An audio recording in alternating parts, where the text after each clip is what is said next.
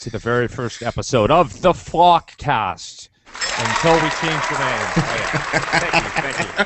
Thank you. Seriously, it's cool. Okay, I am G Hall, sometimes known as @G of the internet on Twitter, although I'm not really on that very much, and I'm inconsequential. I'm a member of the Flock. And I'd like to introduce you to a few other members of the Flock. Today we have a bunch of really interesting wrestling fans and fans of other sports. I'm going to go on the left to right. Eric Erickson, are you with us or are you dead? He looks like he's frozen. Oh, Mr. Hugo Orlando. That should be a wrestling gimmick name, man. I should do that like Alejandro Estrada, dude. Yeah, I might have mispronounced that middle name. I'm bad with my G's. It's all good, man. What's going on, man? Good to be in here.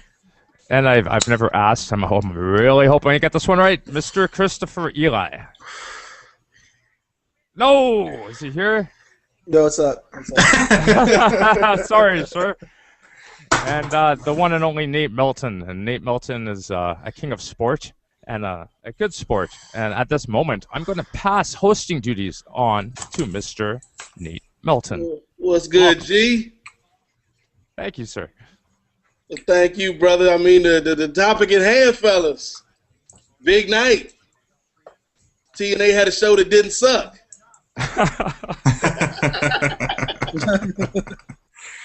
Slammiversary of 11 years, TNA, big pay-per-view. Hugo and I was talking before the show, and they kind of positioned it almost like it's their big show of the year.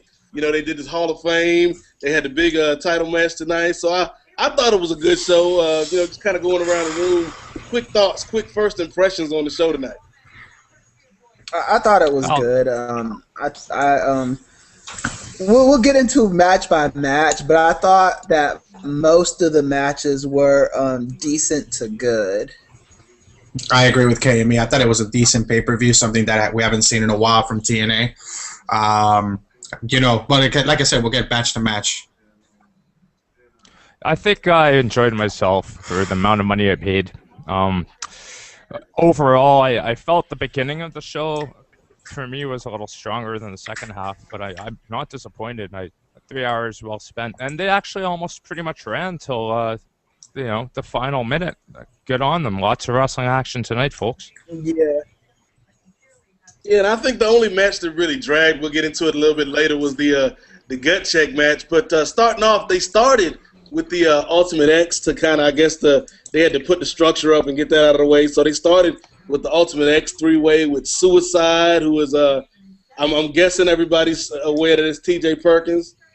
And then Kenny King, the champ, and Chris Sabin in his big pay-per-view comeback match. And I thought these guys did a really good job. At first I was worried how it was going to work out. And Sabin on them 2 surgically repaired knees. But I think all 3 guys did a great job. T.J. Perkins as Suicide hit a couple of really cool spots. I like when he was trapped in the ropes and then had that slingshot off of the turnbuckle. So I thought it was really good. I was surprised they put Sabin over, but they gave him a good showing, and Hogan even gave him a little bit of a rub as much as Hogan can do, because he still about Hogan at the end. But still, yeah, I thought it was pretty good showing. I thought the match was decent, but I did kind of think Suicide got in the way. It seemed like the other 2 dudes were telling like a story, and Suicide was just there just to kind of be there. But still it was a good match. Yeah, I was going to say about Suicide, I thought that Suicide was going to take it because, like you said, it was more about Kenny King and Chris Sabin, and Suicide was just there, so I just thought Suicide was going to take it. But definitely a good first opener, lots of high-flying action, and Chris Sabin finally got his rub. Yeah, it was. I think this match really got me going energetically. I was invested in the pay-per-view right off the bat, but I would have preferred a 2-way. I think there's something to be said about a 3-way match, but as a rule, it's. Yeah, I agree. Suicide kind of detracted overall. I think Kenny King and Sabin is the program to focus on, but we're going to have to deal with, like, the random guy. Yeah, I think it was more just the build to the match, Like, and then you kind of have it almost reminded me, but not, I guess, to that extent of when they did it at WrestleMania with Benoit, and they just threw Shawn Michaels into the match for whatever reason. The Triple H match. You know, it is what it is, I guess. Yeah, it should have been just a one-on-one match. I think the story they were telling was with Kenny and with Chris Sabin. I mean, TJ had some really good moves in the match, and I'd actually like to see them take the mask off and just let him be TJ Perkins, because I think he could be a good fit in the X division. But you know, it's good to see them actually getting behind Sabin, and they made a point to say that he could challenge for the world title this summer. So, you know, I hope they don't drop the ball with him. Yeah, that makes a lot of sense. I hope that they go with Chris Sabin. I know that he was out for almost a year. He's definitely one of the TNA originals, and I'd like to see him excel. Now, my question to you guys is, before we continue, will he challenge for the TNA World Heavyweight title now? No.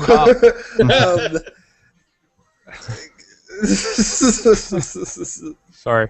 I don't see that happening. I think eventually. I mean, they didn't say how long it lasts for, so maybe if it's like Money in the Bank and it lasts a year, you know, I can see him doing it next year. But for right now, with the whole Bully Ray and the Aces and Ace thing going on, I don't see him fitting in the title picture.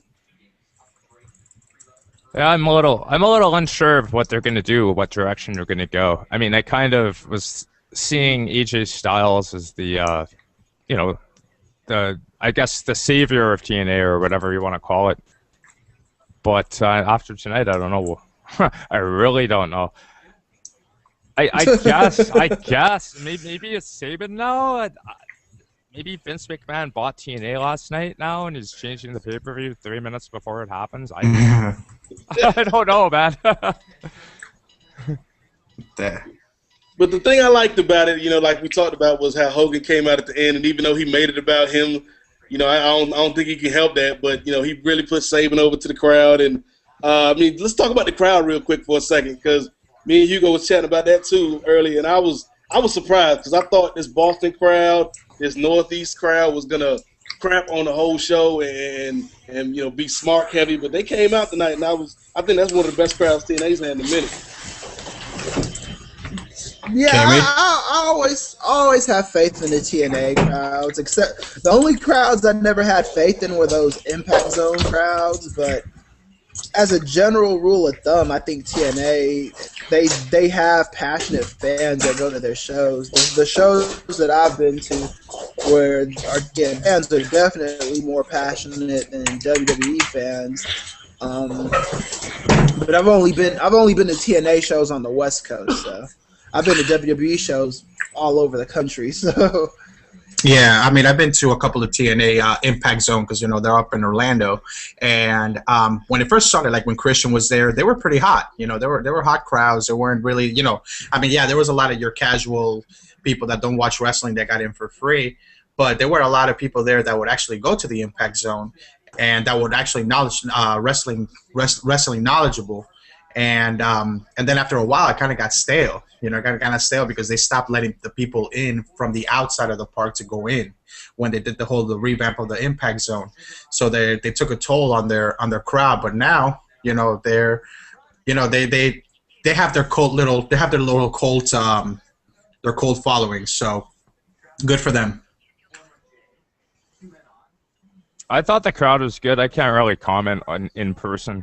I don't think they've been anywhere near the west coast of Canada, let alone the province of Alberta. But on television, I thought it was good. I like the fact they're touring. I hope they continue to find the right markets, because it certainly makes the show a lot more watchable. Yep.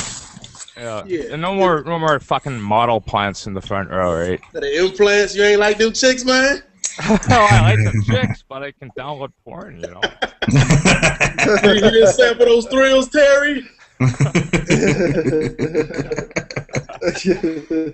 Oh, but you know, speaking of Terry, he came out. I thought the promo he did with Sabin was cool, but then when they brought the Aces and Eights in there, it was like too much Hogan.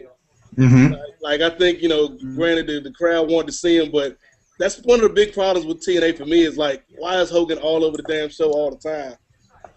Yeah. That's my beef with TNA is really the whole thing with Hogan.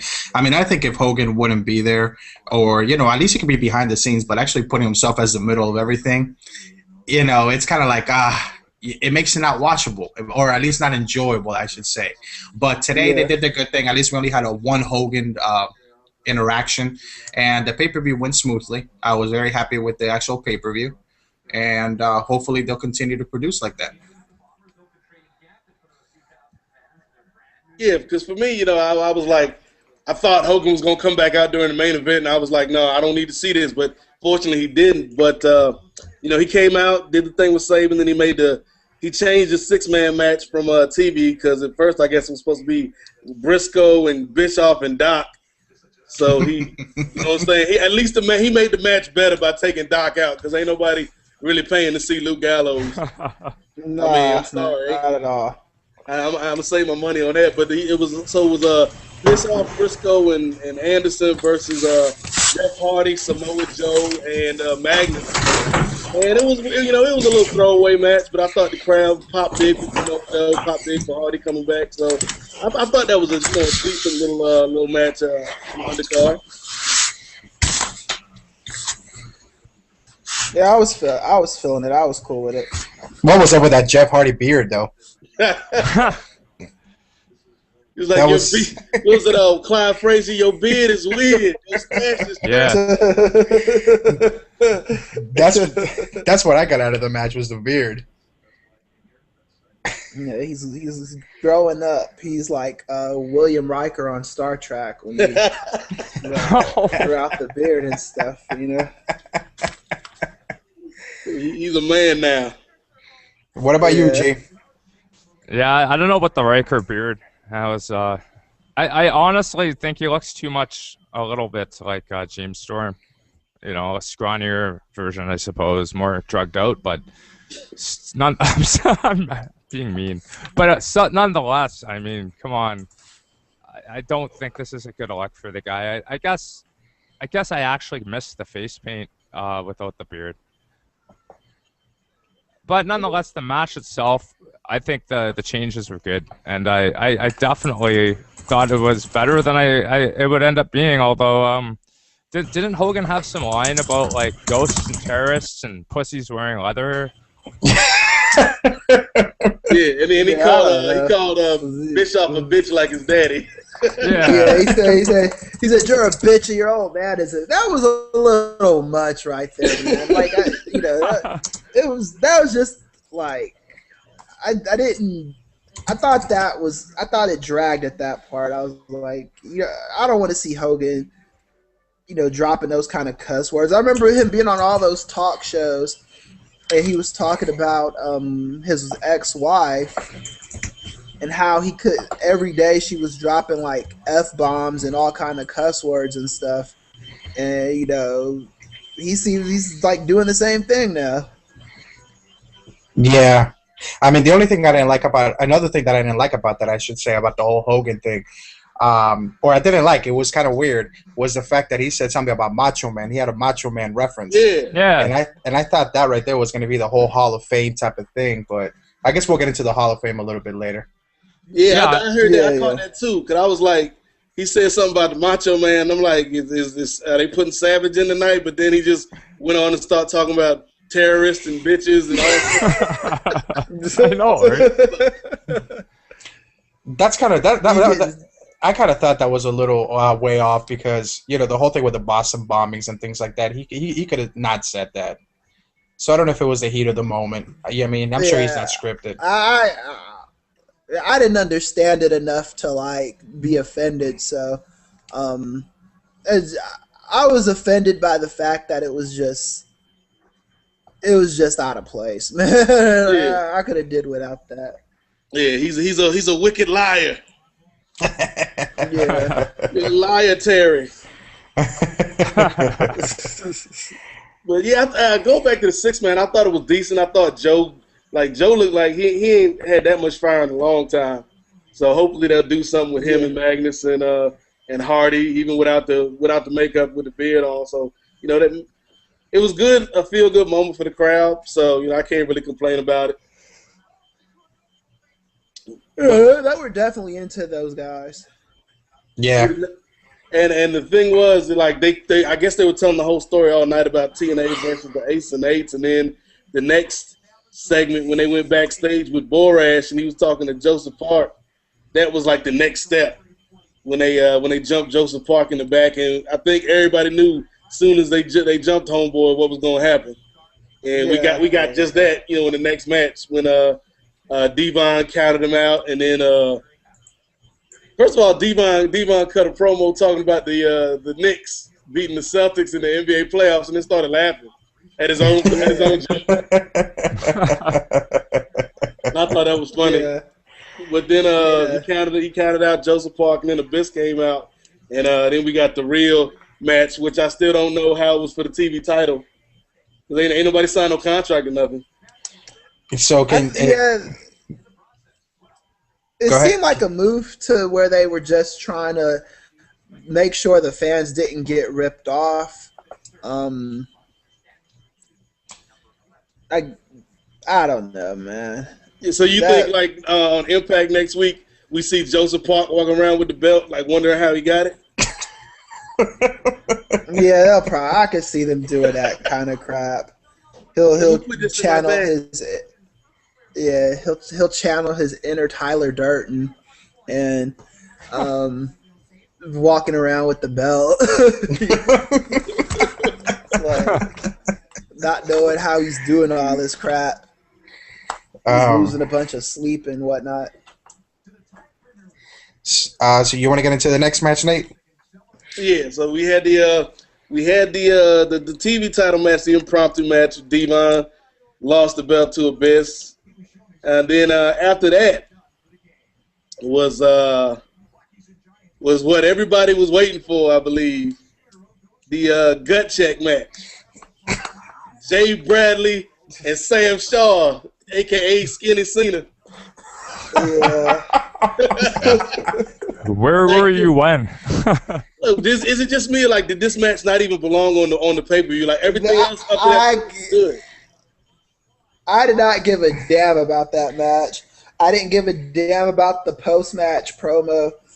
I was like, at that moment, I thought it was going to be another dreadful TNA pay-per-view. I really did. Like, that had no business on.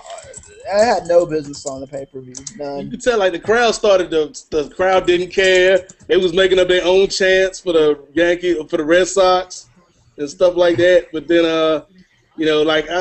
that should have been on a pre-show or something on Impact last week because it didn't even make any difference.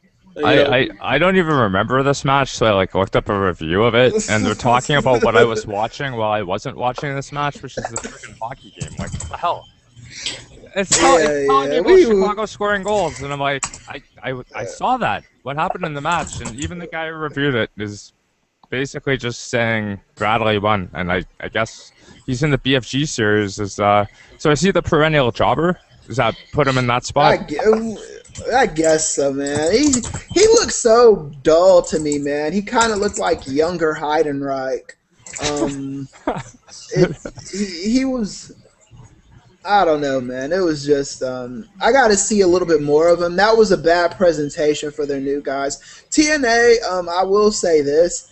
They really need to start showing those vignettes for new guys that they're going to debut. Because a lot of these guys debut and they do not feel like important at all. Like WWE has always been good about getting guys over before they even do their first lockup. You know what I'm saying? And TNA needs to take a page out of that book. If they're gonna rip anything WWF does, that's what they need to be ripping off. Yeah.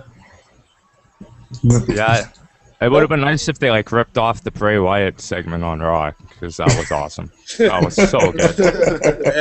Have Jay Bradley win a goat mask? Oh yeah, give me the sheep and the flock masks and all that.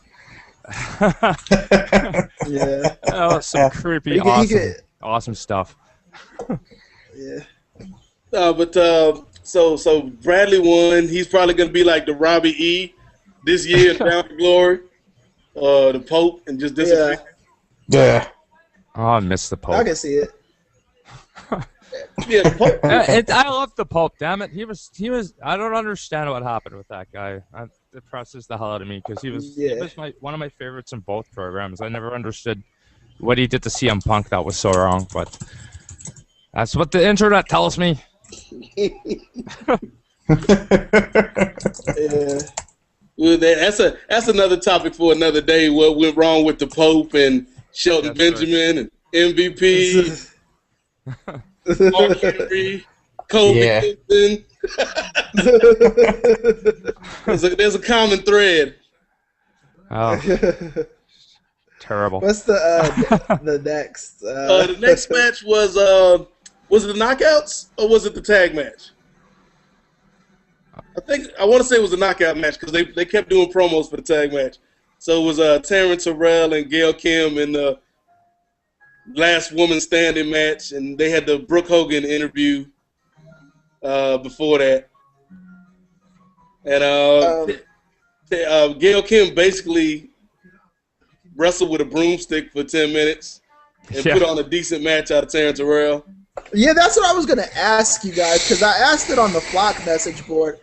I didn't know if Taryn Terrell turned into a decent wrestler or if Gail Kim is just a miracle worker because that match was much better than it had any business being. I really didn't think that was going to be a good match. And I was watching a match and looking at Gail Kim and even Tiffany to a certain or Taryn.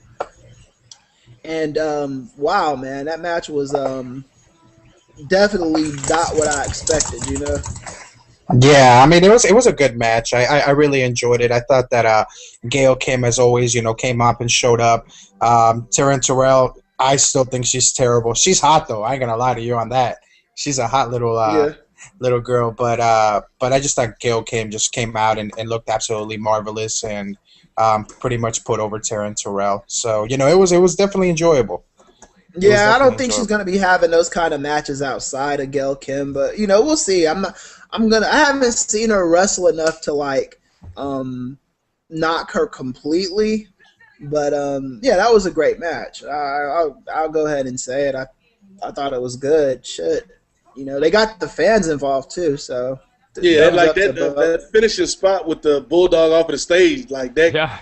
That got them, got the crowd involved, and I think Taryn's already better than Velvet, so she's got that going for her. Yeah.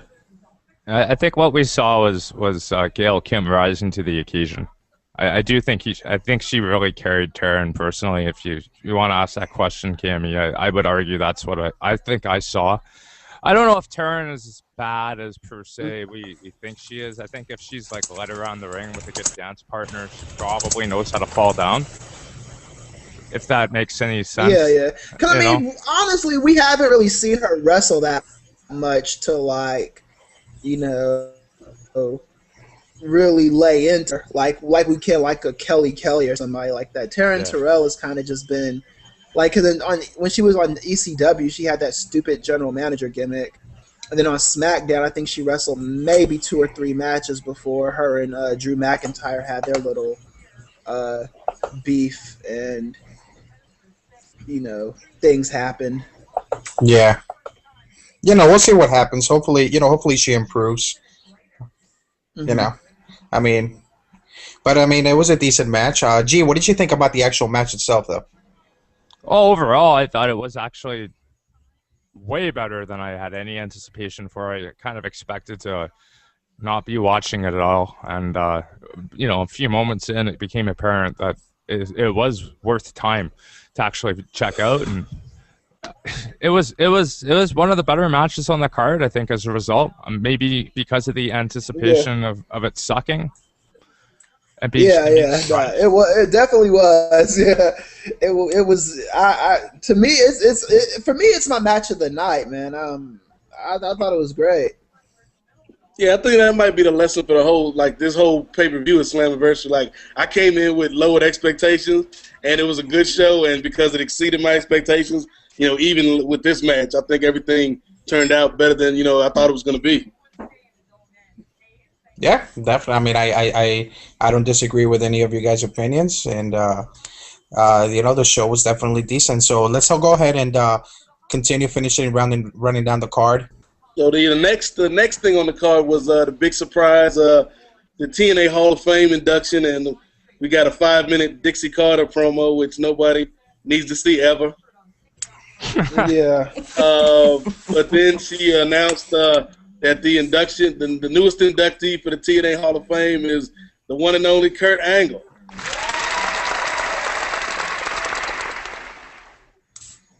So I think it was a surprise to everybody. Angle looked surprised, but yeah, I think it's a good pick. What do you guys think about it?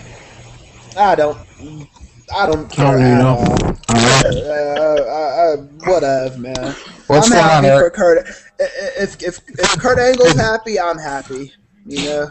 Yeah, I really enjoyed. I'll be real with you. I'm a huge Kurt Angle mark. I love Kurt Angle. To me, is my second favorite of all time. And Kurt did look surprised. My only beef with that segment was the fact that Dixie Carter put no emotion and no hype when she introduced Kurt Angle's name. That's what really bothered me.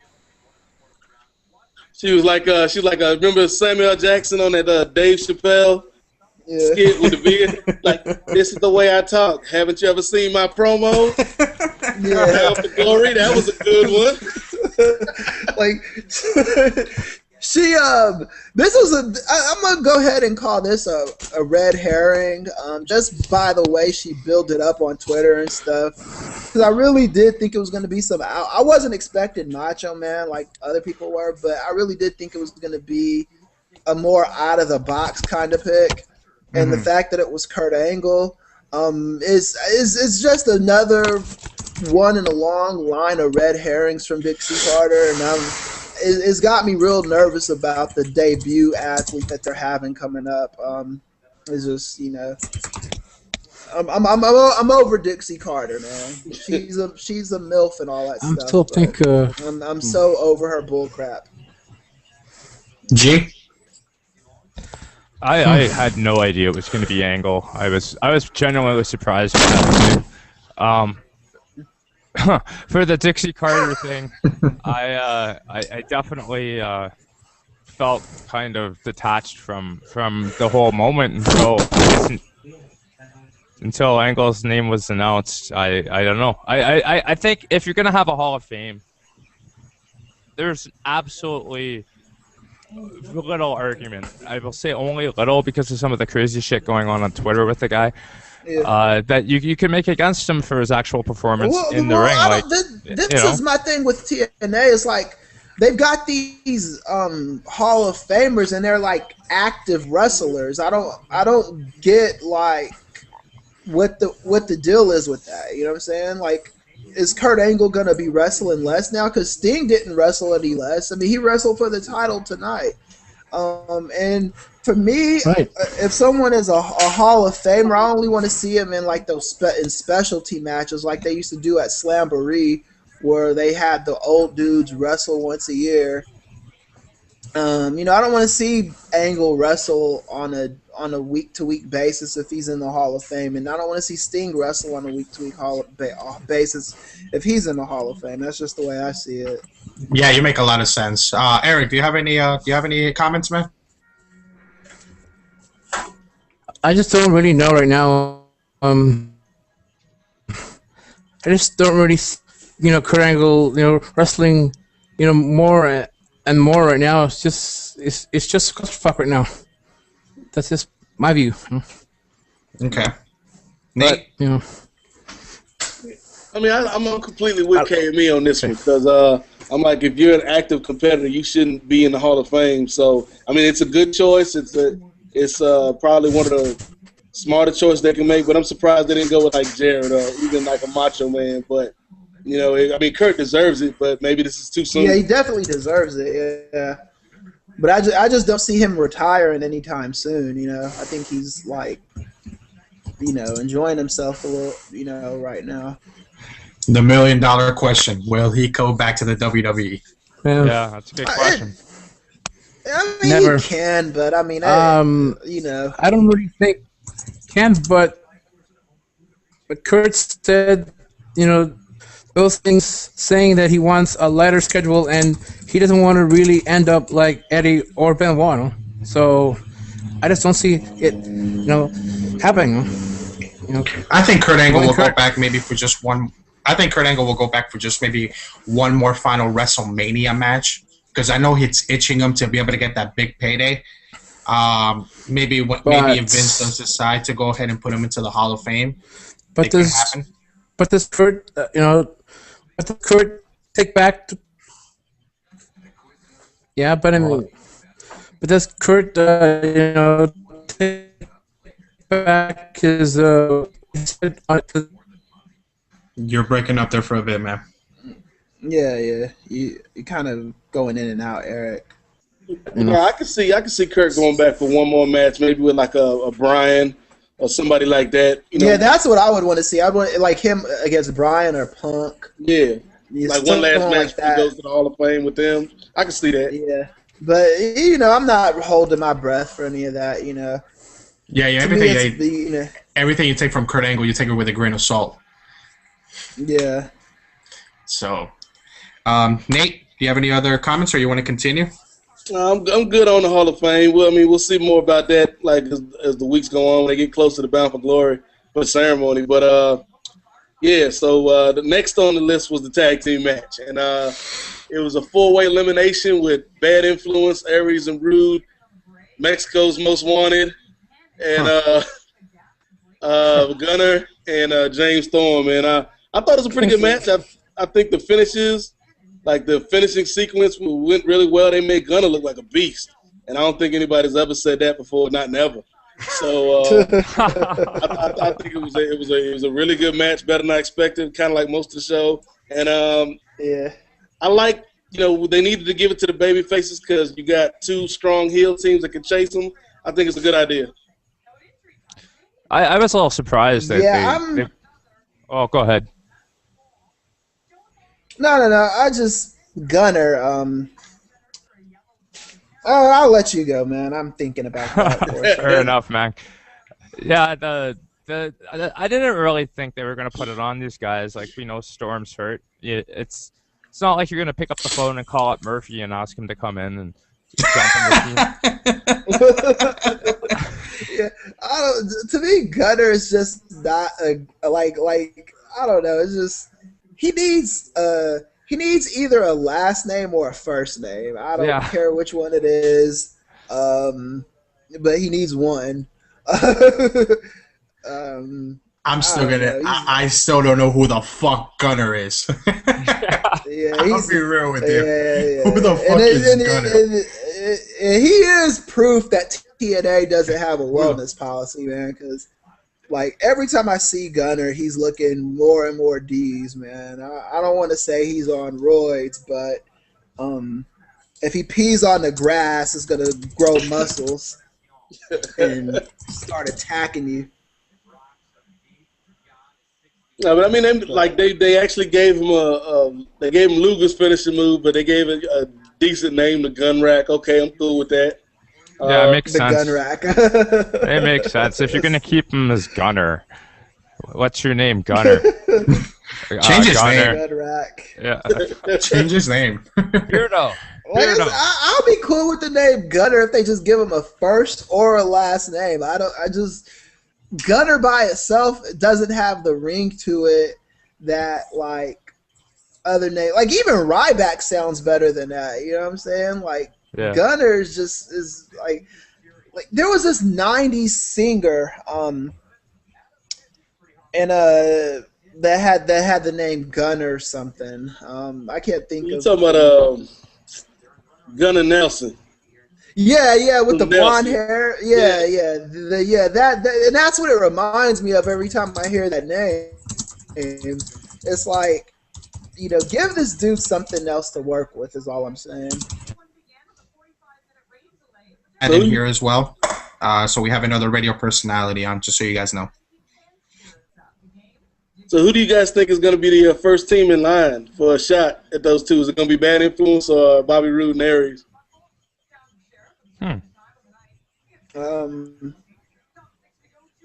That's Maybe bad. What's bad? Maybe it's bad influence. I see Bobby Roode and Aries, breaking up eventually. I think those two guys are too good to, be where they're at in the card. Especially once get to the main event, I'll talk about this more in depth. But I definitely think those two guys are like they shouldn't be they should be modulating at the top of the card, man. They should be on like CM Punk level and Sheamus level. You know what I'm saying? They shouldn't be, doing this. Well, maybe not Sheamus going around the tags. Yeah, they should be higher on the card. Like Randy Orton, not completely there yet, but not mid card level. Yeah, I see your point on that. The real choice, the correct choice would be bad influence, but we still got the whole Bobby Roode and James Storm thing going on. There's still some unfinished business there, so I think they're probably going to work a program with them. However, Gunner and damn, I lost my train of thought. Gunner and James Storm will probably, go through Aries and Roode. Maybe Aries and Roode will break up, have their feud, and then Bad Influence will come in and take over. So, but I mean, right now, James Storm is still hurt, so we still got to see what's going to happen with that. Yes, that's a pretty smart idea, which is probably why they ain't gonna do it. Knowing TNA booking.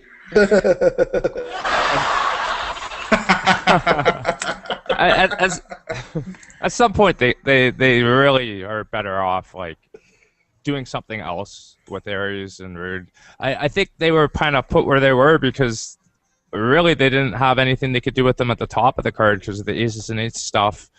But they didn't want them to, become essentially forgotten about, like a lot of guys, cough, cough, Matt Morgan, cough, cough, and it just disappear, and one of the reasons I think a lot of TNA fans, at least us internet smart people or whatever the hell we're called these days, we tune in as guys like them and guys like Bad Influence. So I just, as long as neither of them get lost in the shuffle, I'm cool with it. I don't know what's going to happen to Chavo and Hernandez. I guess they get a rematch clause or something out of this. I don't know, but well, I guess time will tell. I think maybe breaking them up and having them feud for a bit maybe would delay things a little, and they can give them a spot, in the top of the card as a revenge type of storyline. I really don't know. It's a really good question, and one that I hope they don't fuck up. Yeah, I mean, I can see Chavo and Hernandez feuding, but at the same time, you still only got, 3 tag teams in the tag team division? So they can keep them together for a little while. They could always, bring back Curry Man and have him tag with Suicide. That would solve the X Division problem. Konnichiwa! We saw Shark Boy a couple weeks ago. They could bring him back. Him and New Jack. That'd be cool. I'd be down with that. Bring back some luchas too. You could have a whole new division that will get forgotten about in a week. But it's 1 week of awesomeness. Yep. Nate, next match. All right. So next on the card was I guess the co-main event or the co-headliner with the Hall of Famer Kurt Angle and scruffy head AJ Styles, and it was a pretty good back and forth match. I think it went about 15 minutes. Surprised me with the finish though, with Angle rolling up AJ. But I really like AJ's kind of methodical style. It was almost like a Japanese style match with his moveset now. Right. I thought it was a good showing by both guys that you can throw them two out there and they can rarely have a bad match. So I liked it. Surprised at the finish, but I still liked it. So what did you guys think? I like that match a lot. I didn't I'm like with the outcome. you. I'm surprised at the finish, but I was never one of those guys that thought AJ Styles was gonna be the one to do anything anyway. I know, I saw people online getting their hopes up that AJ was the new Sting stuff, and I was like, Nah, because I still see them going the Hogan route. I hope that that's not true, but I just don't know what they're gonna do, and hopefully someone there does know what they're gonna do. I thoroughly enjoyed Kurt Angle and AJ Styles. I mean, they're always going to deliver. They're Kurt Angle and AJ Styles. That it is what it is on that. However, I didn't like the finish though. I thought AJ Styles should have gone over, but then again, we're talking about TNA logic. So, Right. Yeah. Throw out the window. go ahead. TNA logic, to me, it doesn't really make sense, sometimes, though. But it is, TNA. So. Yeah, but what did you think? What did you think about the Kurt Angle and AJ Styles match, Eric? It was okay, but we've gone the route of having AJ won, because. Okay. G. The way it's going. I did enjoy the match. I thought it was pretty good. I'm just as confused about the outcome as you guys are. Just because I don't really understand where Kurt Angle's storyline is going. I thought I knew where AJ's was going, and now I just scratch my head because is it this type of thing that we have to deal with where the pay-per-view storyline and payoff doesn't actually equate to the television storyline? I mean, a lot of us have been critical about that for a while now, and I know they book for TV, but I was really kind of hoping that they would at least try with the new pay-per-view format to change that emphasis, and I don't know. I don't know if they're doing that now. I think I'm saying I don't know a lot. Hi, my name's Meltzer, but nonetheless, what is the actual direction now? Is AJ just going to be more dejected? I guess that's the only positive thing they could maybe do with the outcome. I suppose is have him become more isolated because he lost Kurt Angle, and he'll grow his hair. Grow his hair longer or something. I don't know. Sit in the rain with a 12-year-old girl. He's such a redneck, and they're making him out to be this grunge dude. I don't know, man. Yeah, I think my final verdict is that it was a good match. Go ahead, Nate. I think it was a good match, but I think maybe the only reason they had Kurt go over is because they knew what the main event would be. They want to get that quick pop from the crowd, especially after the Hall of Fame thing. But storyline-wise, it doesn't make sense unless AJ gets darker and more mysterious and starts putting on makeup and hanging out in the rafters. I mean, the rehash Sting thing is certainly they might as well call him Sting 2000. Really, it's just. But okay, well, if you're booking Thursday night, does AJ even show up, or is he what do you do with the guy? He doesn't want to go to work anyways. I don't know. That's what I don't get about him. It's dude, you the Sting thing made sense in WCW because everybody accused him of being with the NWO, and just the way that it worked out, you found out there was an imposter Sting or whatever. It was cool. This AJ thing, it looks like this is just a dude that doesn't want to go to work, man. He's I heard him on one of TNA did this political roundtable thing a few years ago, and AJ was talking about people that didn't want to work and stuff, and I'm you're one of those people now. Just your character wise, golly, what the hell is your problem, man? Yeah, show up to work just to not work. I want to see more stuff the vignettes where he is driving home drunk on the motorcycle and yelling at his wife and Yeah. Like, Daddy, what's going on? I want some more of that. Yeah, that's what I wanted to see too. Maybe he can have a match with his like best friend for showing up at his house. What are you doing here? You know, Yeah. like the old what was it, Ken Shamrock and was it Owen Hart that fought in the Hart basement in the dungeon? Yeah, Who did- yeah. Then Yeah. Dan Severn was the ref. Yeah. Oh, Dan Severn. The Beast. Impromptu match at AJ's house. That'd be awesome.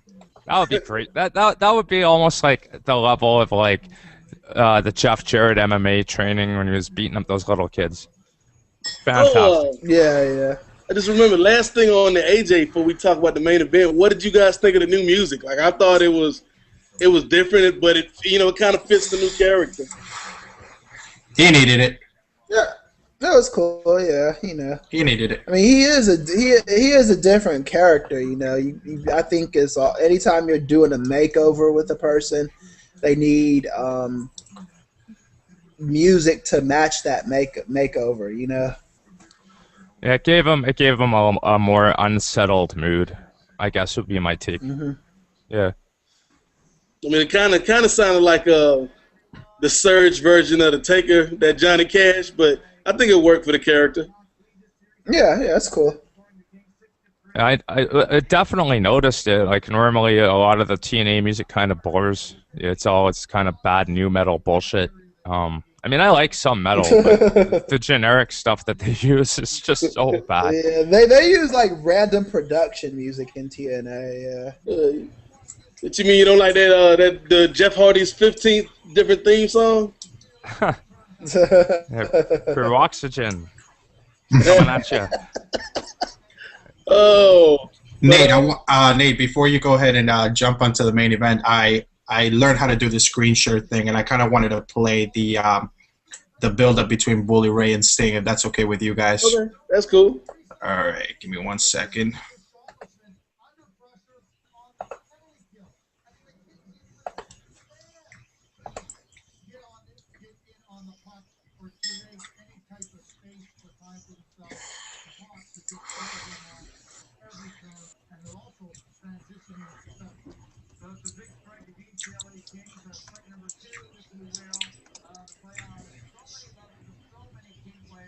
Is it?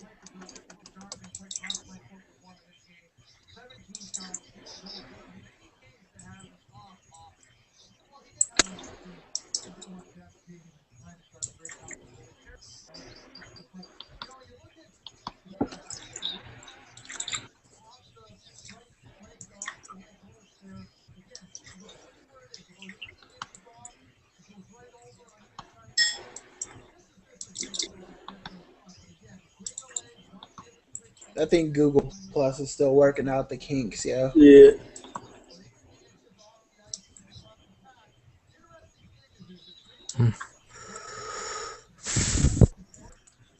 That's crazy. I think I got some advice for Hugo though.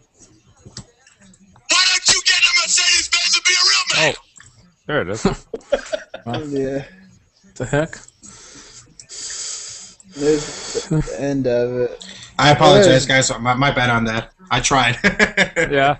No, that's cool. We're still working the kinks. Once we get the hang of it, we'll be able to do all that stuff. Because when I do conference calls at my job, their videos look really, really good. But I don't know. He doesn't do the screen share thing. He does something else to share videos. I just don't know what it is. I'm gonna have to ask him. Yeah, we're figuring it out. It's just a test for now. So, but anyway, Nate, go ahead, man. All right, cool.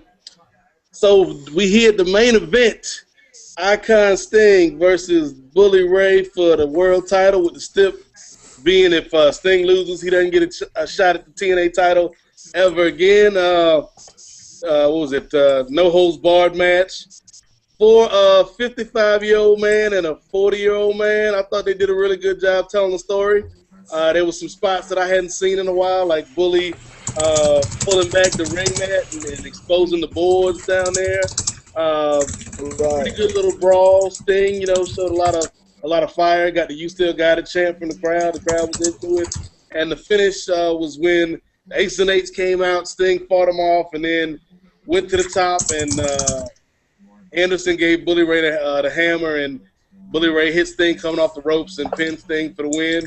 And that's how they went off the air with the Ace and Eight just kind of celebrating over Sting. So I thought it told a really good story, and Bully Ray looked strong, and I still don't like the Ace and Eights, but I thought it was a good match. I thought it was a decent match. I don't know if I'd go as far as saying good. Actually, I don't know if I'd go as far as saying it was decent. My issue with the match is that I thought that both of them worked real hard, but it's the same thing I used to have with ECW matches where they would do all this crap to each other in the match and all these near falls, and they would wake up. And then, like I remember this one Shane Douglas match in particular where he was hitting them with all kind of like buzzsaws and shit. And then the thing that finally put his opponent away was like a belly-to-belly suplex. Getting hit with the hammer, that would be something that I would be like, okay, yeah, that he should be out because of that. But he just drove dude's head through like wood on the ground, and it just, I don't know, man. The Bully Ray thing is really getting old to me. I think they've done everything they can to make this important. So I have to see what the ratings are on Thursday or Friday morning rather, to finally pass judgment. The match itself, I thought it wasn't bad. It wasn't enough for me to say this is a bad pay-per-view. I thought it was I like everything else over the main event is what I'll say. What do you think, Hugo? It was decent for what it was. It was decent for what it was. Sting, what else can he do in the ring? I still am not sold on Bully Ray as champion. His character is good, but when you have the two Dudley Boys as your world, and yeah, that's my issue right there.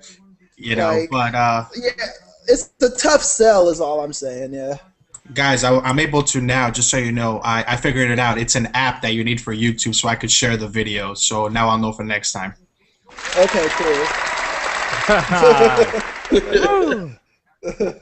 So, Brother G, what did you think about the main event? It was possible. I didn't really want to see Sting win. It just comes down to the age thing, and if they actually stick to this non-competitive Sting, he can be used in a special way from here on out.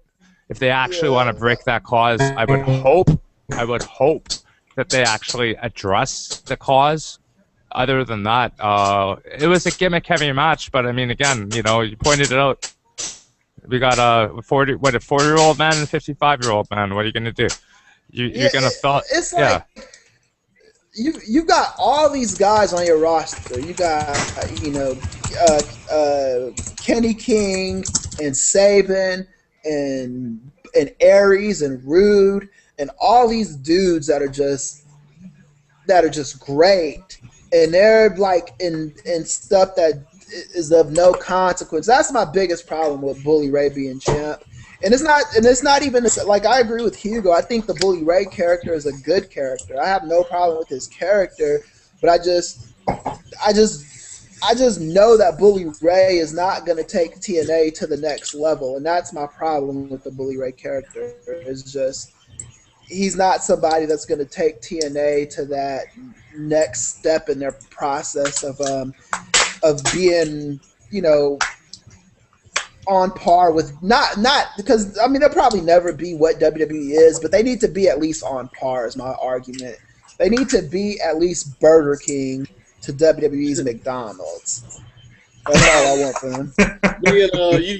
Marcus and Alfred, we call TNA the McDowell's to WWE's McDonald's. From America. But they gotta step it up, man. The other thing that happened during the match was Brooke came out, and I thought it was going to be when she turned heel, but nothing happened off of that. So, what did you think of Brooke's involvement in the match? And do we get a heel turn Thursday? Maybe they are saving that for TV. Maybe this comes back to that old booking for TV thing. I thought the same thing. As soon as I saw her, I figured this is it. Okay, but no, it was inconsequential. Wrong. You know? Yeah. Glad we didn't bet on that. Damn. Cool. Well, there it is. We have all the matches ran down. Now, what do we see now for the future after Slammiversary, guys? Well, first I think let's go around. Let's go around and get overall thoughts. Thumbs up, thumbs down. I give it a thumbs. I give it a thumbs up. I thought it was decent. I thought it was good. Not decent. I thought it was good. KME. I give it a thumbs up. I mean, the main event kind of killed it for me, but I guess them ripping out the mat and all that shit was cool. But yeah, thumbs up. What do you give it, G? I'll give it a thumbs up as well. There were obviously some spots we already went over that were a little meh, but overall I enjoyed it. I mean, it was 3 hours well spent. It beats Raw pretty much week in and week out. And we had we have a few guys I think that I'm looking forward to see what happens with on Thursday. There's big question marks on a few others that I'm a little concerned. We'll find out I guess in 4 or 5 days. So yeah. So I think when is? Go ahead. I was gonna say I think everything on the show except for the Jay Bradley match was at least passable, and then there was some really good stuff like I like the X Division match and I like the tag team match. So I in the AJ and Kurt match I thought was good too. So there was some booking concerns, but I give it a thumbs up. It's a lot better than I expected. So good job, TNA. Yeah. Now, what's supposed to happen with this Impact player that Dixie Carter's advertising? When is he debuting? Because that's the episode of Impact that I really want to watch. I'll watch every episode, but I want to watch that when it happens, like live. She said on the next live show, so that would be next week in Atlanta. I think they're in Atlanta. Okay. Well, yeah. She better come correct this time, man. It'll be Viscera, the biggest free agent. I don't. It'll be I don't want it to be anybody like that. I don't want it to be one of the Gemini.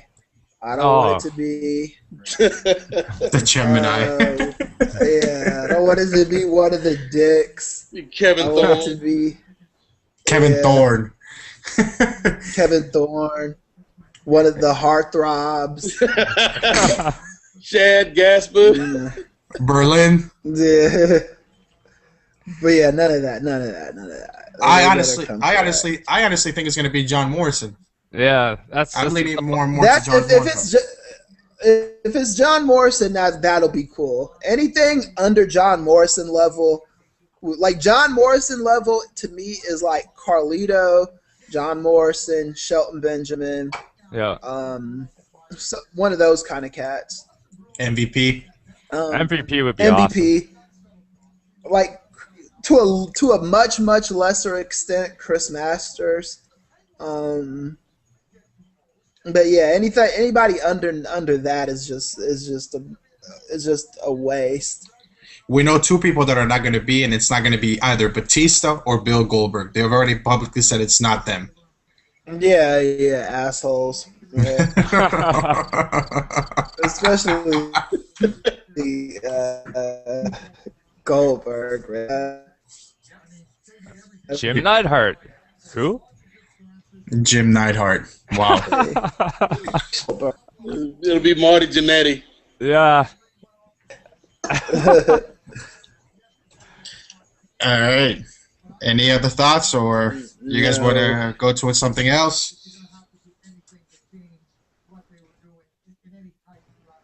Silence speaks for itself. I don't know. I was gonna give those Canadians a listen to and see what they were talking about. And then I was thinking about trolling the show. Really, I really was. Do it. You should do it. Nah. I don't want to be on Agnew's shit list, man. That dude gets mad.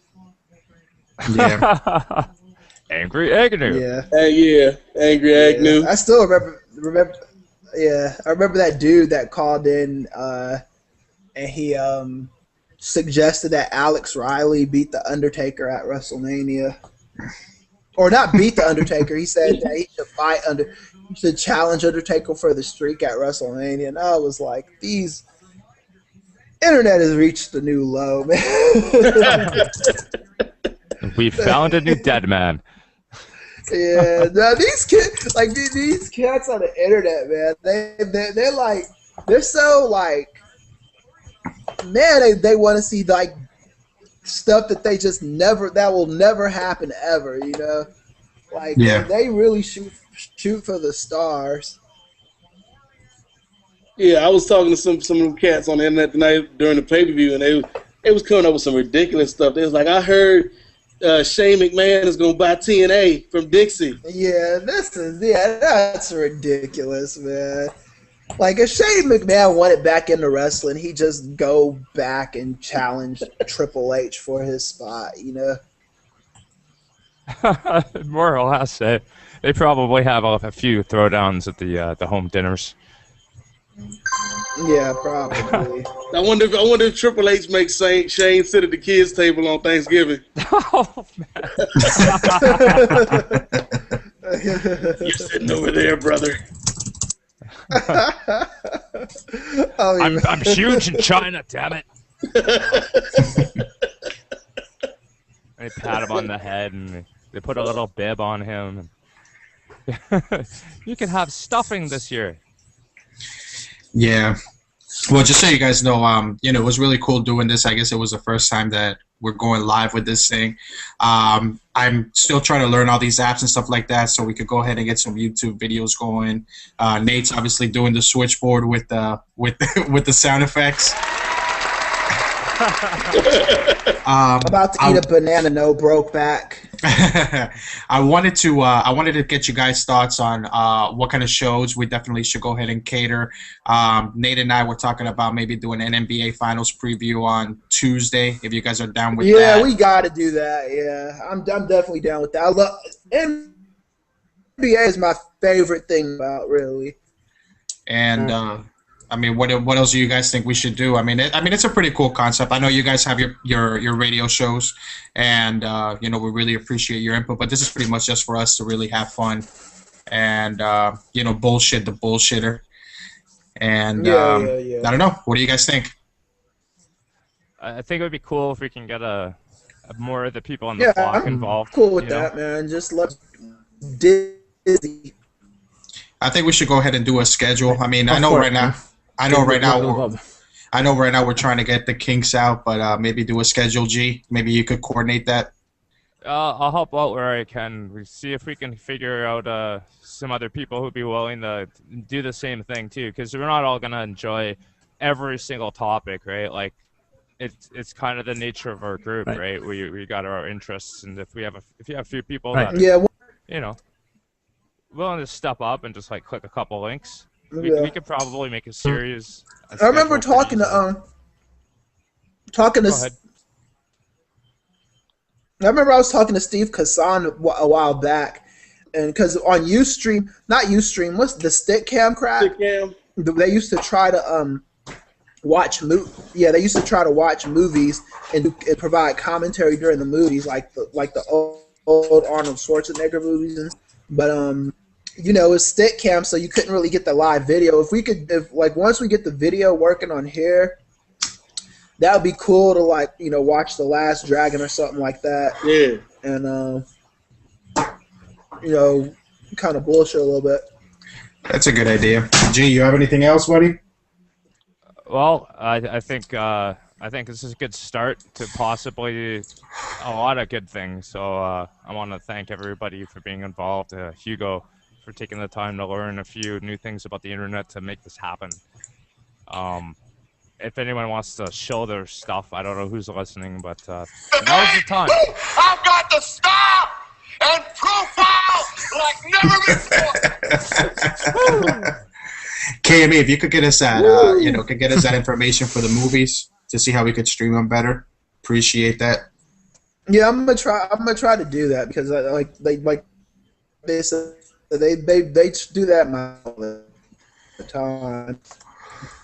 They're always like full point, but I haven't sat in on a conference call since January, so Cool.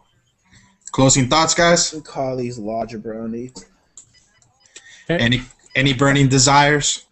I just think it's really cool, you know, man. It's good to talk, man. Good to chat, and then once we get this technology squared away, man, I think this will be really, really cool. So yeah, it was fun. Fun chatting wrestling, even if it was TNA, and I see KME on the phone trying to boo love out there. Yeah. I'm about to, alcoholic in them. He over there boo loving. Call him Missy Hyatt. Oh yeah. All right. With that being said, I'm gonna go ahead and end this, guys. This is Chris from. Actually, you know what? We should have KME take this call. Start listening, so I don't know what y'all are talking about. All right, cool. You know what? Let's listen into KME live at the law. I was just like, hey, what up? By the way, who still has a landline phone, KME? Come on, man. Get with technology, bro. I got that too.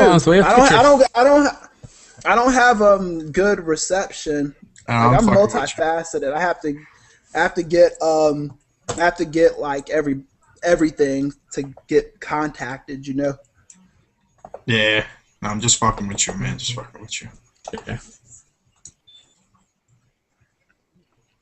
And what about Powers? Just so you guys know, we have there's a comment section on my YouTube channel, and I have Danny Powers on there, and I have William also on there. And Powers goes, "What about me? What about Powers? What about you? You didn't join us, you bum." Yeah, fucking line, motherfucker. That's what we do in Canada. We're profane. He likes to remain an incognito. That's right. We can swear in Canadian television, damn it.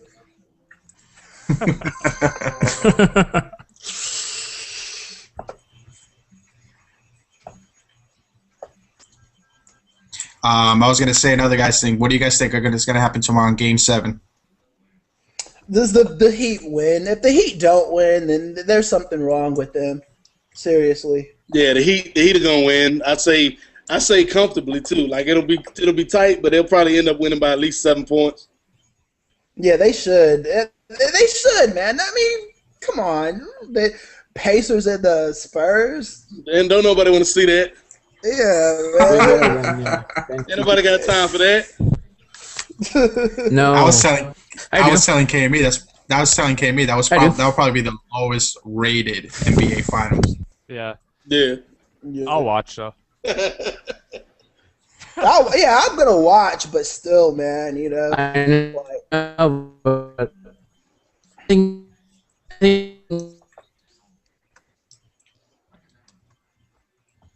You still on hold, KME? like I want to see the superstar matchups, you know. Yeah, they got they're in commercial break, so I'm just kind of chilling. Hey Nate, maybe you should call in too, bro. I might. Hold on. Let me get my phone. We have, ladies and gentlemen, we have Nate Milton, Crit, and KME on the law. That'll be awesome if you can get both on back to back. We could listen to Nate not only every week on Thursday, you know, with Bruce Pritchard. I'm sorry, dude. That's so obvious. I hate that edit. It drives me insane. I hate it. I listened to Review Away yesterday morning. Man, Wei Ting has been having an attitude lately. What's going on? He's like bad all the time, dude. He's like angry man off of Martin. Like he asked Pollock what happened in the Fast and the Furious movie, and then Pollock was explaining to him the ending. And Pollock didn't even want to tell the ending, and then he starts explaining it, and then Teague is like, oh, I don't want to hear it anymore. Hey, Nate, man, you were just on the law just now. They just played your sound bit, man. Vince Bruce Pritchard. Yeah. How long did it take you to do that sound bit, man? I did the first one, like the original one, like in one take, and then they just called me back, like, because the week we did it, the next week was when Russo got fired. So then they had to call me back the next week, and we did the they just had me say Bruce Pritchard. Last year, I spent more money Bruce on Pritchard. spilled liquor.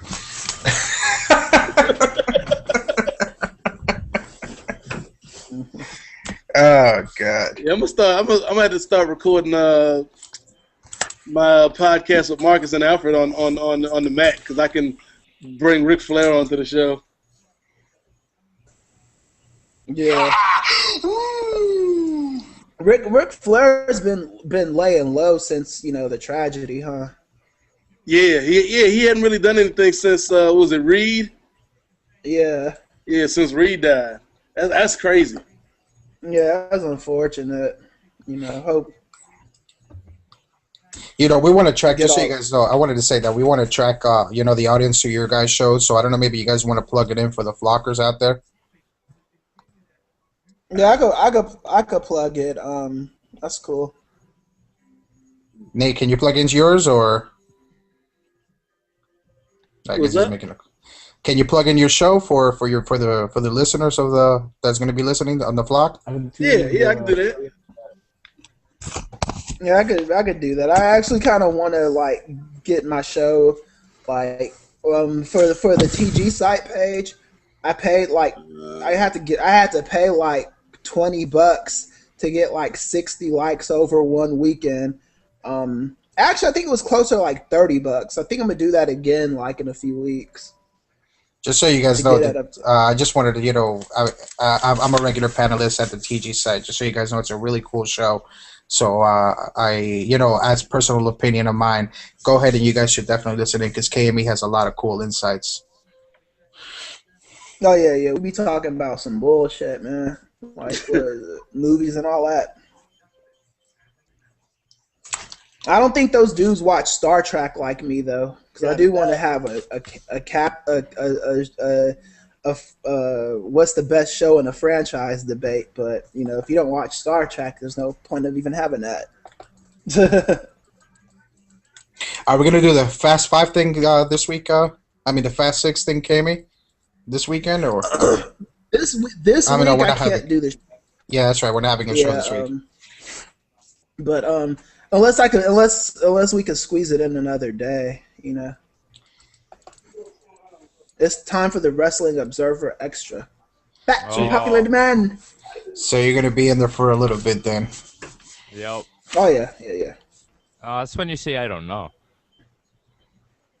Oh. Yeah, I'll make sure. What are you gonna call this? The Flockcast, or do you guys have a better name? I'm all for it. I just kind of went with that. Go figure. The Flockcast is cool to me. I don't care. Shut. Yeah. I'll make sure it gets plugs at Board Wrestling Fan for sure. That's easy. I run the notes over there anyway, so. Cool. Doesn't matter the name. Just so you guys know, on the I was gonna say that on the chat board right now, William is saying, "Is anyone even gonna watch Raw over Game 7 tomorrow?" And then he says, "Fuck that, go Pacers." Yeah. Yeah, I think I'm watching the game, man. We have DVR for Raw anyway, so yeah. That's a Game 7, man. I love Game 7s. We'll see Curtis Axel get a fluke win over another champion. Yeah. Who will it be, guys? Who will it be? Maybe Dolph Ziggler. He comes back and he beats Dolph Ziggler clean. Yeah, maybe Stone Cold. I think you're right, Dolph Ziggler. He's not gonna remember it anyway. I know. Cheap shot. Cheap shot. You're so disrespectful to Dolph Ziggler. I know. I watched Boogie Ziggler. Nights this weekend, though, if that's any consolation. Good movie. Good movie. They still talking with Meltzer? Show off. Yeah, they just started. That's right, because they do them at like 12:15 now or whatever. 12:30. Yeah. They seem to like the pay-per-view. I wanted to also, since you guys are still on hold, I'm gonna go ahead and screenshot this picture that our buddy Jamal posted about the crowd on TNA, and I wanted to get you guys' comments on that. I mean, because we were talking about the crowd today. All right. And it is what it is. Just so you Jamal know, I mean, is it's one of there. those people. Yeah, it is what it is. Jamal is one of those people that just wants to talk bad about TNA because it's something to talk bad about. Yeah. Like for me, I don't like just picking on TNA. I want them to do well, and that right there, it didn't look bad on TV, so that's all that matters. Yeah, to me, that's the most important thing. It's like you can't see half of the arena anyway. You know what I'm saying? Like what you saw on TV looked full, and they was into it. So that's the only thing that matters. Like if you was there, maybe you would have been like, "Damn, ain't nobody here." But on TV, on my laptop, it looked like it was the place to be tonight. Yeah, I didn't notice the crowd at all, other than these links that are popping up. It's part of the point it wasn't. Part it wasn't like WCW 2001 or anything like that. God, that shit was terrible. It was cool. Yeah. They're not gonna really grow the market if they're sitting on the same spot every week anyway. I mean, it's part of the experiment that hopefully works. Like, I'm the same way as Cammy, and I'm sure you guys are. Like, I want the alternative. I know there's a lot of flaws in the system, but without it, we're stuck with one really major wrestling promotion. I mean, I want Ring of Honor to do well too, and their production value sucks. It's so hard to watch it because of it, which, I mean, the wrestling's good, but if you're forced to watch something with terrible production value, it takes your mind off of what you're watching, I find. It's one thing TNA does do well, is they know how to at least present the product. More often than not, they do a good job. Yeah, I know. They make mistakes. Suicide appears next week. I know. Well, it turns out Pollock was wrong on that because he went back and watched it. He was like, Suicide comes up next. Yeah, it flipped the very first time they show you the graphic before it's doing like an animated GIF type of deal. It did say Suicide appears next week, and then it rotates the banner or whatever, and immediately after that it was fixed. So if Johnny on the Spot actually edited that live, I don't know. But maybe they were trying. You know how the old clocks used to turn, and the numbers would flip to the next number. Mm-hmm. Like maybe they was trying to do that, but it didn't really come across well. Might be. I mean, I don't know the editing software they used, right? But I noticed it immediately when it happened, and I noticed that it changed immediately too. So I didn't go on to the fucking fact-checking thread or any of that bullshit. But I know exactly what you're talking about with Pollock. I had the thought where I was like, well, yeah and no. It was a mix of both. It really was. It's just whatever. Like, oh well. That's the one thing I'll give Bischoff credit for. Like, I hate his creative direction, but like he knows how to produce television. I give him props on that. Yeah. Yeah, Scott Barrow. With the soundboard, you got to get me a Charles Barkley turbo. I need a turbo on your soundboard, man.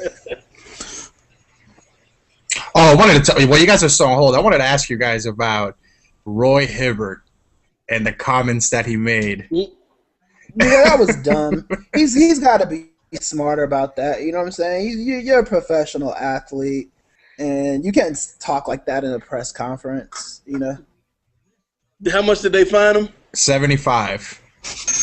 Yeah, he got off easy actually, man. He's lucky. Yeah. He's lucky to get suspended. Didn't Kobe get suspended for a homophobic remark one time? No, they fined him 100 G's. They didn't suspend him. He got suspended? Yeah, I think it did. No, I know they fined him 100 G's. I don't remember them suspending him for it though. Yeah, I know he got to fine him. It might have been like a 1-game suspension, but because I remember him sitting on the sideline the next night. So maybe it was just like a 1-game suspension. Yeah. But I mean, Kobe's a star. Roy Hibbert, I mean, he's becoming a star, but he ain't even on Kobe's level. So it means he's not on the rate. He's still not there yet, man. No. If he has another season next year like he had this year, then you could start putting him in the conversation. But not right now.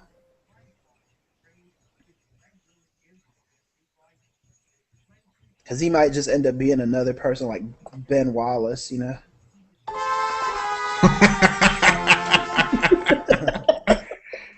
Nate having fun with the soundboard over there.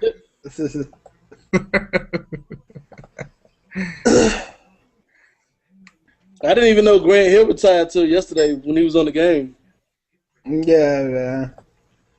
He could have been the next Jordan, man, if he didn't get injured like that. I mean, he still had a really good career, though, even after the injury. Yeah, after the injury, he still had a good career, but he was raw, dude. Like, before that injury. Yeah. I mean, he could score, he could pass, he could rebound. He was like a skinny LeBron. Like LeBron without the physicality. Yeah.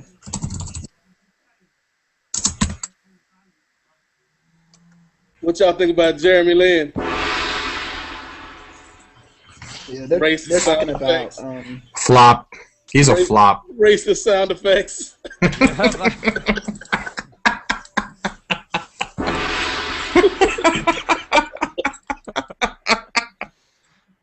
Oh, shit.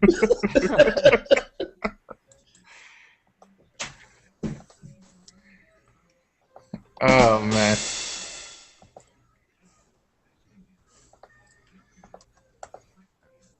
Is Dave still talking? Yeah. I don't know. I wonder if they're gonna put you on title belt trivia, man.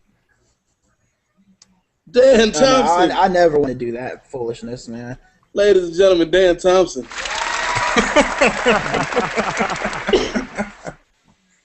Because they'll put me on where they're doing like New Japan title trivia, you know. That'll piss me off. Yeah. When I called in the one time I did, I got all the fucking like diva slut finishing moves. Deep. Wow. Yeah, I made Dan crack up though a little bit. Well, yeah. Because they asked me what Kelly's finishing move was, and I didn't know what to say, so I just said Kelly has a finishing move. Oops. Wait, that was titled by trivia? Yeah. Yeah, it was a week where it was John and Dan were doing it because Jay was off doing whatever.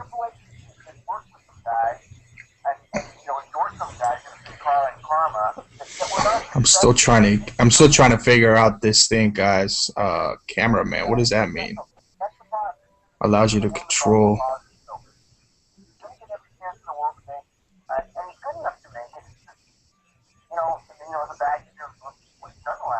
Hey, we can hear the law through the mic. Sweet. Yeah. I don't even have to tune in. Oh, Nice. ladies and gentlemen, Topher. What's up, Toph? What's going on, man? Yeah, what's up? Oh, it took me a while to figure out I got it now, though. I'm surprised you ain't watching Adult Swim, man. They got the Venture Brothers premiere tonight. Hey, Toph, did you get the invite, man? Yeah, I just got it. Okay.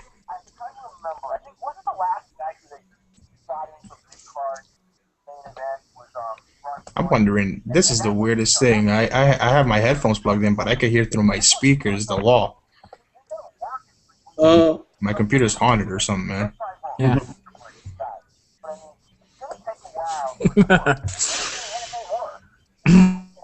all the back stuff for it to work.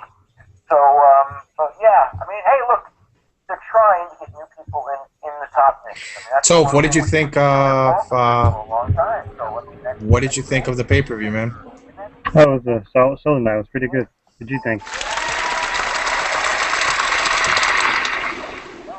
I think we agree with you, man. Well, I think we're all really looking forward to see how Bray Wyatt is integrated.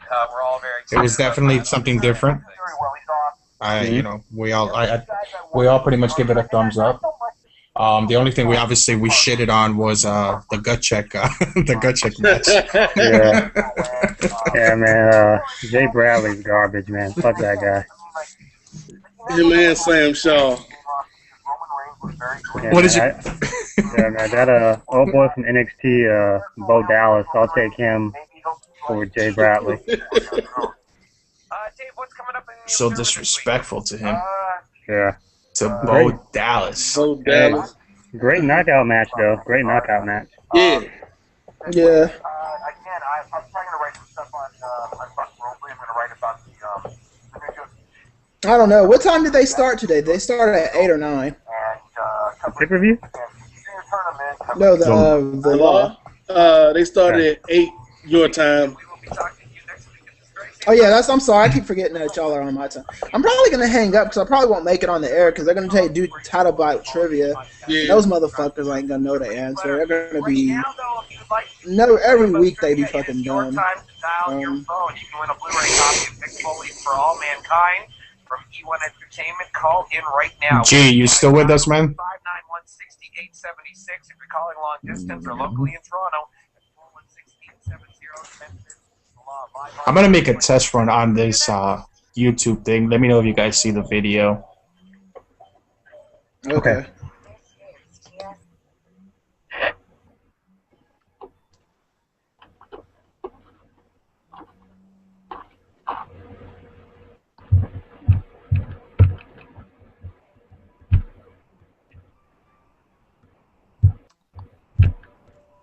Can you guys see it or no?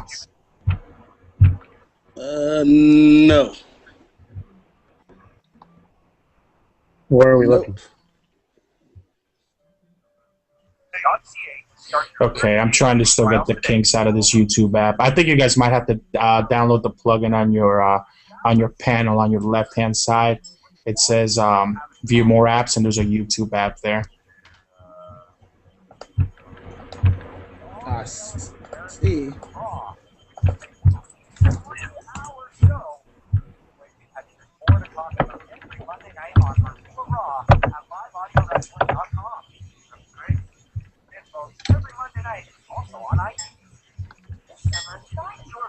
With Air Canada Vacations, book your summer getaway by June 2nd and get $300 off per couple on some of the best beaches in Mexico and the Caribbean. Plus, bring the kids and they fly, stay, and eat for free at participating resorts. $300 off plus kids.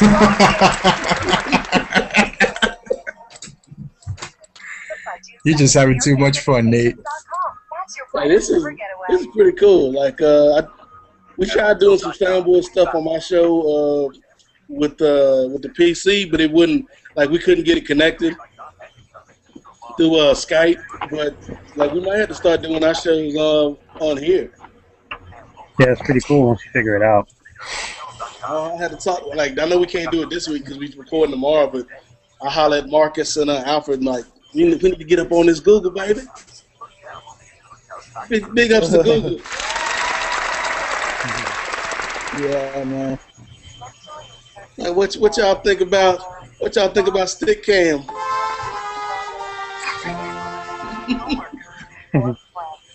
Terrible.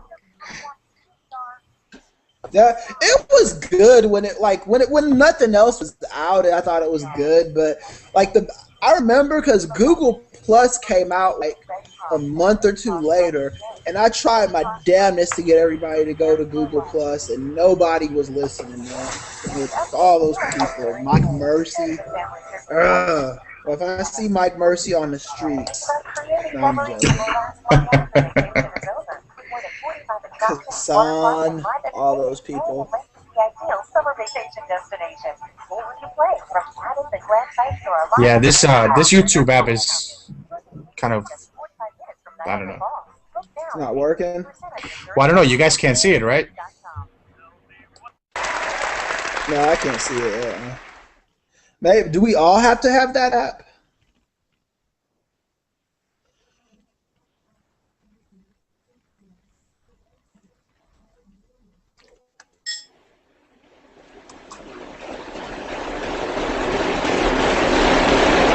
I can totally see it. Yeah, I download the app. I can see the video. Yeah, I see it, but it's not. I don't see any motion. It's like stop motion, you know. It's working on my end, Hugo. Yeah, I downloaded the app. I'm watching it too. Yeah. Oh, did you download the app too, Toph? Yeah, you go to the YouTube thing on the left hand side, and it'll ask you to download something. You just click that. It just takes a few seconds. I don't like downloading all this shit on my computer because I already don't have. They're just plugins. That's all they are. Okay.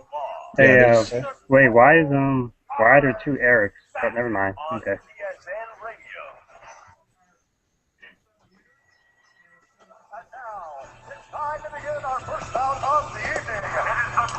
I'm trying to. About trivia. I'm trying to see here. Now let's listen to these fuckers. Hopefully they'll be really long. Hey, who? Turn up that long.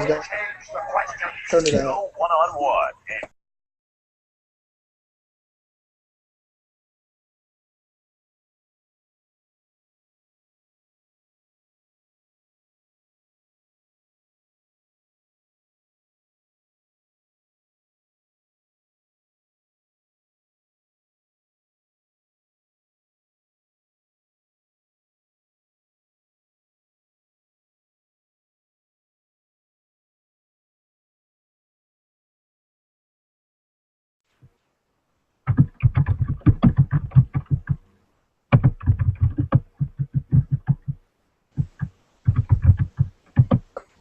My bad. I clicked away by mistake. It's all gravy. Cool. What did the law say, guys? Blu-ray. So let's get on. All right, hold on a second. I think I got the law on here.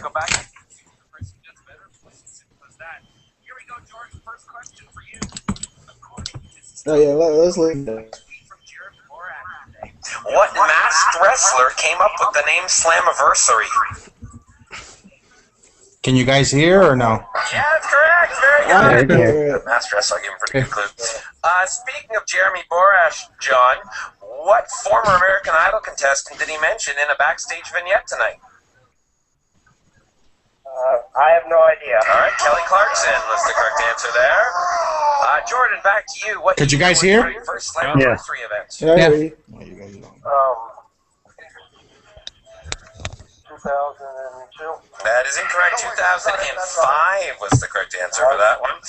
John, from 2005 to 2009, what type of match was always the main event at Slammiversary? King of the Mountain. You got it. Tie game, 1-1 between our two contestants. Jordan, back over to you. Two wrestlers on tonight's card were in the King of the Mountain match at the very first Slammiversary event in 2005. Name one of the two. AJ Styles. That is correct. The other applicable answer would have been Abyss, and that match was completed with Raven, Monty Brown, and Sean Wall. Monty Brown. Remember that? John, back over to you now. At Slammiversary 2005, who replaced then Director of Authority Dusty Rhodes as the interim authority figure? Larry Zabisco. Yeah, you're correct.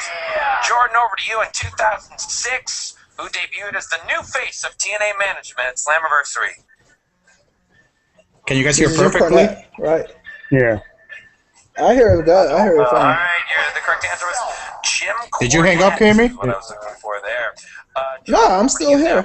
What was the main event? At I'm saying last with year's the Slammiversary? law. I hung up on the law. Yeah, I hung up because it's only like 5 minutes left, and these dumbass title bout trivia Who was fuckers the aren't gonna first know the team answer. eliminated tonight in I the was four tag team elimination match? like, Chavo and Hernandez. Incorrect. Yeah, see, that makes it go longer. Like they're gonna be going to the last minute. Maybe Nate will be the last caller. Careful with your wording with this answer, John. Gail Kim and Taryn Terrell competed in what type of match tonight?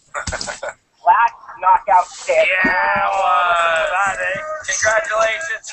John the alternate, you have won 4-2.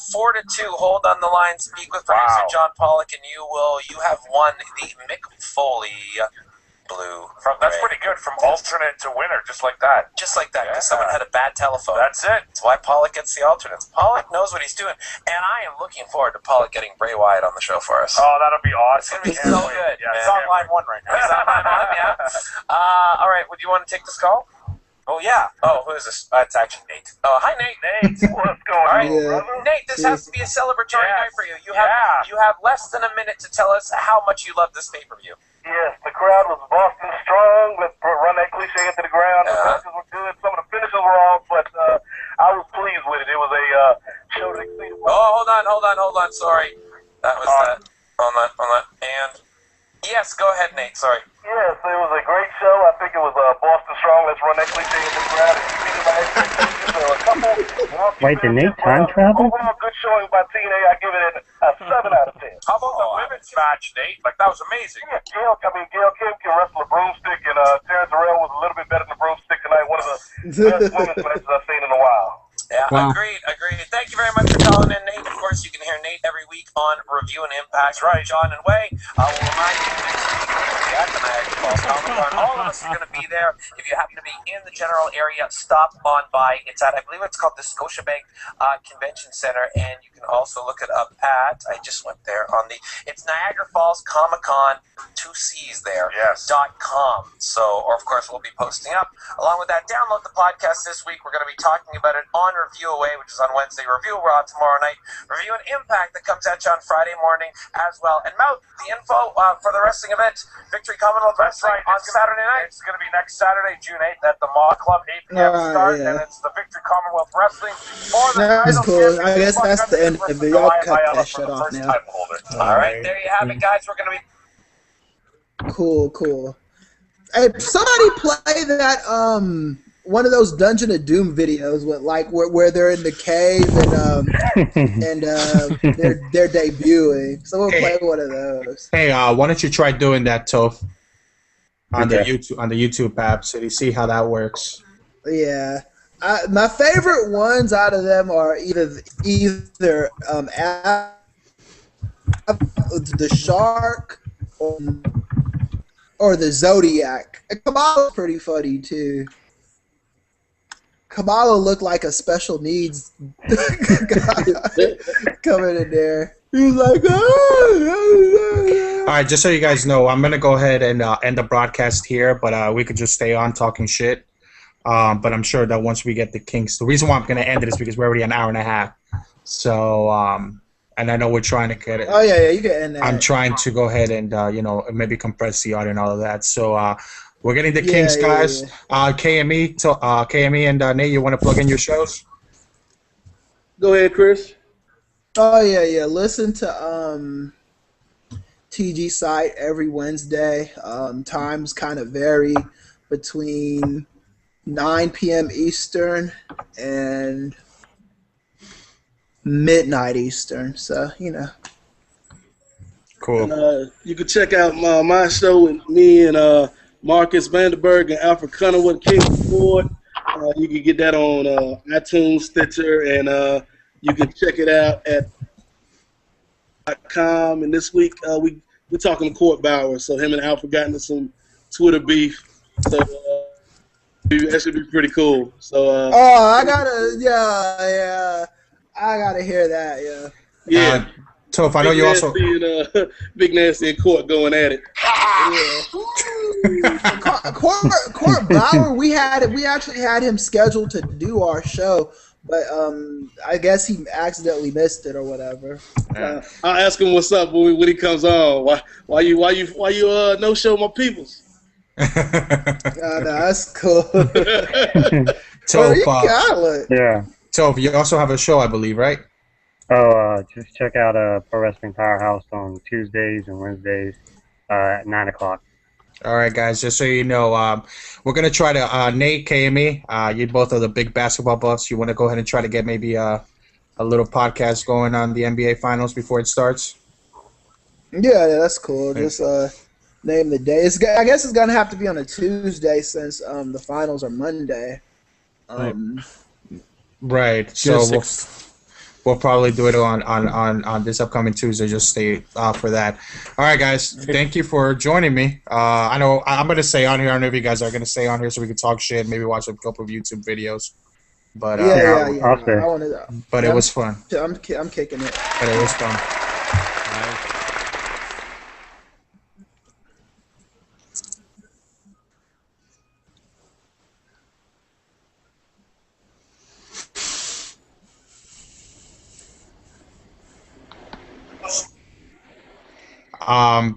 What happened?